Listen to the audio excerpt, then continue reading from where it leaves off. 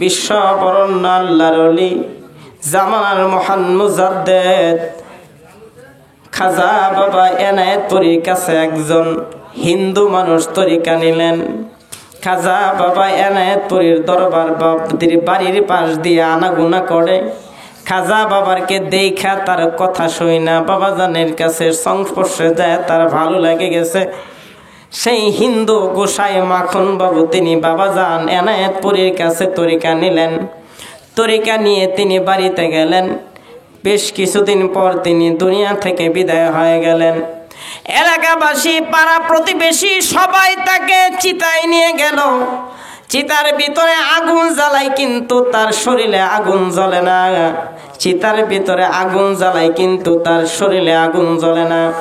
এলাকাবাসী পাড়া প্রতিবেশী সবাই বলতে লাগলো, হাই রে হিন্দু মাখন বাবু সে কি জানি একটা ভুল করেছে, কি জানি ভুল করেছে, এমন ভুল করেছে স্বয়ং ভগবান তার প্রতি মনে হয় নারাজ হয়ে গেছে। কারণ তার চিতার ভিতরে আগুন জ্বলে না, কি এমন অপরাধ সে করে ফেলেছে। তার স্ত্রীকে যায় বলল কি এমন কাজ সে করত, কি এমন কাজ করত, তার আমল কি ছিল। ভাইরা আমার, সে মাখন বাবুর স্ত্রী ডাক দিয়ে বলে, তার এমন কোনো আমল আমি দেখি নাই, এমন কোনো আমল আমি তার পাই নাই, কিন্তু আমি একটা আমল তারা পাইলাম, সেটা হলো তিনি গভীর রজনীতে তিনি বিছানায় পিঠ লাগায়া ঘুমায়া থাকতেন না। রাত্র যখন গভীর হয়ে যাইত তিনি সেই এনায়েতপুরের দরবারের দিক হইয়া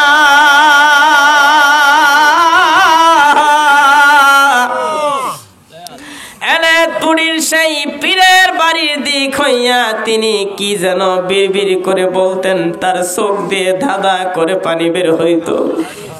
এমন সময় আমি দেখতাম, মাঝে মাঝে আমি দেখতাম তিনি যখন শোয়া শোয়া বিছানায় পিঠ লাগায়া বালিশে মাথা লাগায়া তিনি যখন সেই এনায়েতপুর দরবারের দিক হইয়া তিনি কি যেন বলতেন আর কান্না করতেন। সকালে আমি উঠে দেখতাম তার বালিশটা সেই চোখের পানি দিয়ে ভিজা গেছে। ভাইরা আমার, সকলেই বললেন তাহলে যাও সেই পীরের বাড়ি যাও, পীর মনে হয় মাখন বাবুকে জাদু করে ফেলেছে। খাজা বাবা এনায়েতপুরীর কাছে আসলেন। খাজা বাবা এনায়েতপুরী বললেন, বাবা শুনে নাও, সে মাখন বাবুর ভিতরে আমার রাসূলের প্রেম ঢুকে গিয়েছে, ওলি আল্লাহর মহব্বত তার অন্তরের ভিতরে ঢুকে গেছে। তাকে দুনিয়ার আগুন না,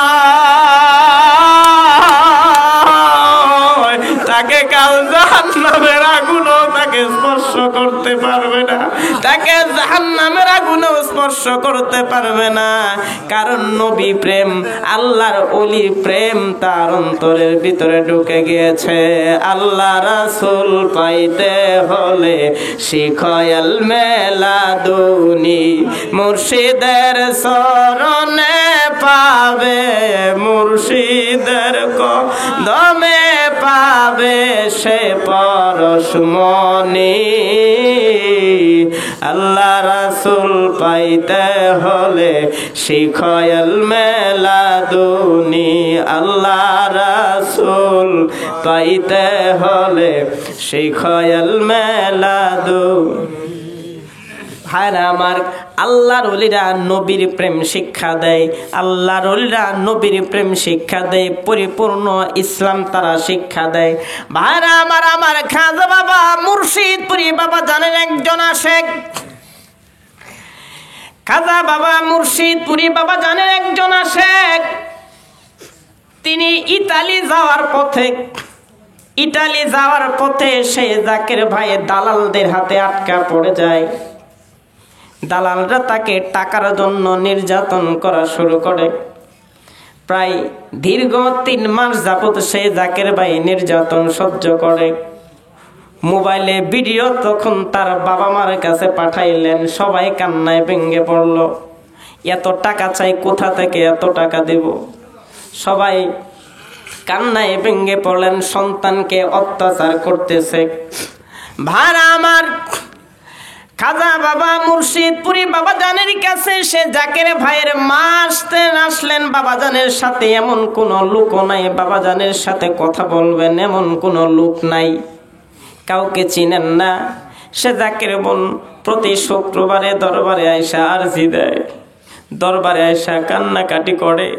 ভাইরা আমার, একদিন বাবাজান যখন মুর্শিদপুরে বাবাজান দোতলা থেকে নিচে নামবেন, দরবারে যারা গিয়েছেন আপনারা দেখবেন মহিলাদের ওই পাশ, মহিলাদের এই দিকে একটা কেসি গেট আছে বাড়ির ভিতরের এক সাইডে। সেই কেসি গেটের পাশে সেই মহিলা তিনি কাঁদতেছেন যখন খাজা বাবা মুর্শিদপুরি যখন দোতলা থেকে নিচে নামবেন, ওই মহিলা তার গায়ের সেই আঁচলটা যখন বিছায়া দিয়া বাবাজানকে ডাক দিলেন, কাঁদতেছেন। তিনি বলে নাই বাবা আমার ছেলে দালালদের হাতে আটকা পড়েছে, এ কথা তিনি বলেন নাই। তিনি বাবাজান যখন আসছে তিনি আঁচলটা বিছায়া কাঁদতেছেন, বাবা গো ফায়েজে আত্মহারা হয়ে গেল। মুরিদের দরদি খাজা বাবা মুর্শিদপুরি ডাক দিয়ে বলেন, মা আপনি কাঁদবেন না, আপনার চোখের পানি আপনি কি জন্য কাঁদেন আমি জানি। লিবিয়াতে আপনার ছেলে দালালদের হাতে আটকা পড়েছে। আজকে রাত্রে আমি রহমতের সময় আল্লাহর দরবারে আরজি দিয়েছি,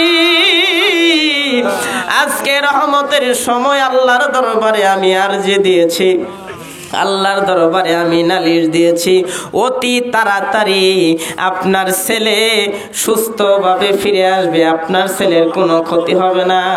আপনার চোখের পানি, আপনার ছেলের চোখের পানি আপনারা আমার দয়াল নবীজিকে মহব্বত করেন, খাজা বাবা ইয়ানাতুরিকে ভালোবাসেন, খাজা বাবার শম্ভুগঞ্জিকে ভালোবাসেন, আমাকে আপনারা মহব্বত করেন, চিন্তা করবেন না, আপনাদের কোনো ক্ষতি হবে না। ভাইরা আমার, সেই মহান মুর্শিদ খাজা বাবা মুর্শিদপুরি যিনি সকল সময় মুরিদের জন্য কাঁদেন, সকল সময় মুরিদের জন্য যিনি কাঁদেন, খাজা বাবা মুর্শিদপুরি বাবাজানের নুরানি আওলাদ, তিনি বলেন আমার খাজা বাবা মুর্শিদপুরি জাকেরদের জন্য এমন পরিশ্রম করে, এমন কাঁদে। বাবাজান মুর্শিদপুরি এমন কোন রাত্রি নাই বাবাজান বিছানায় পিঠ লাগাইয়া ঘুমাইছেন। গভীর রজনীতে খাজা বাবা মুর্শিদপুরীর কথা খাজা বাবা শামসুদ্দোহা আব্বাজান একদিন বললেন যে আমি একদিন গভীর রজনীতে কাউকে না জানায়া বাবাজানের রুমে আমি প্রবেশ করলাম, বাবাজানের রুমে আমি প্রবেশ করলাম। বাবাজানের রুমের ভিতরে ইবাদতের জন্য ছোট্ট একটা কামরা আছে, ছোট্ট একটা রুম আছে।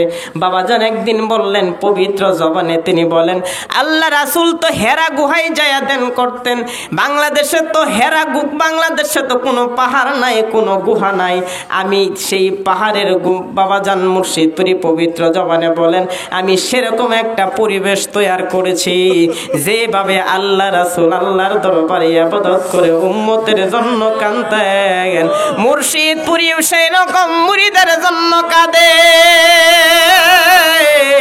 মুর্শিদপুরিও সেই রকম মুরিদের জন্য কাঁদে।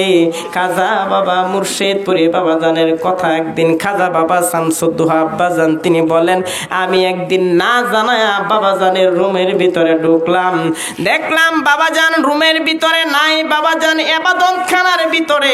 আমি বাবাজানের কাছে গেলাম, দেখলাম গভীর রজনী, ঘরের ভিতরে কেউ নাই, বাবাজানের পবিত্র চেহারা মুবারক থেকে নূর জ্বলতেছে, পুরা বাবাজানের পবিত্র চেহারার নূরে যেন পুরা ঘরটা আলোকিত হয়ে গেল।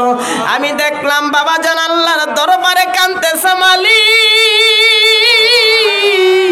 আমার মুরিদেরা গরিব, তাদের টাকা নাই, পয়সা নাই, মদিনায় যাওয়ার মতন তাদের সামর্থ্য নাই, আল্লাহ তুমি আমার গুনাহগার মুরিদের বাঁচাও।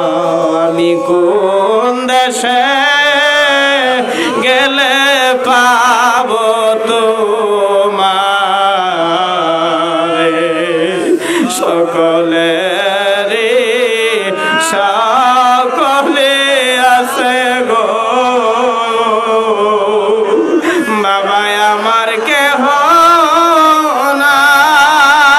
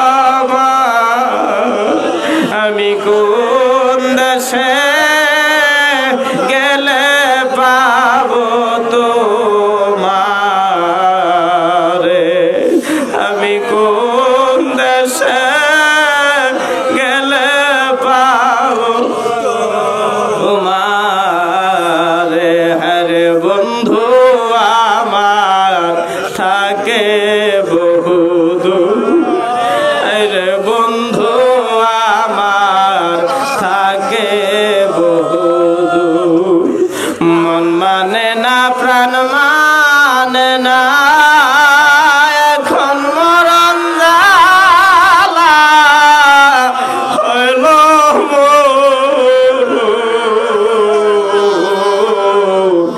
বন্ধু আমার থাকে বহুদূর দয়াল আমার থাকে বহুদূর আমি কেমন করে ভুলি তারে সে যে দেব দেখা ঘুমের ঘরে আমি কেমন করে ভুলি তারে সে যে দেব দেখা ঘুমের ঘরে ঘুম ভাঙ্গিয়া পাই না তারে আমার কেন্দে কেন্দে হয় রে ভোর আমি ঘুম ভাঙ্গিয়া পাই না তারে কেন্দে কেন্দে হয় রে ভোর বন্ধু আমার থাকে বহুদূর দুরূদ শরীফ পড়েন আল্লাহুম্মা সাল্লি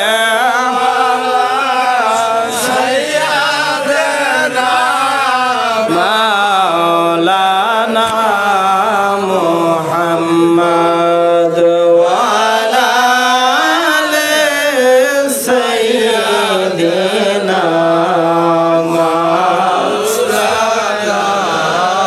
মুহাম্মদ সবাই দাঁড়ায় আমার নবীজিকে সালাম জানাইয়া নবী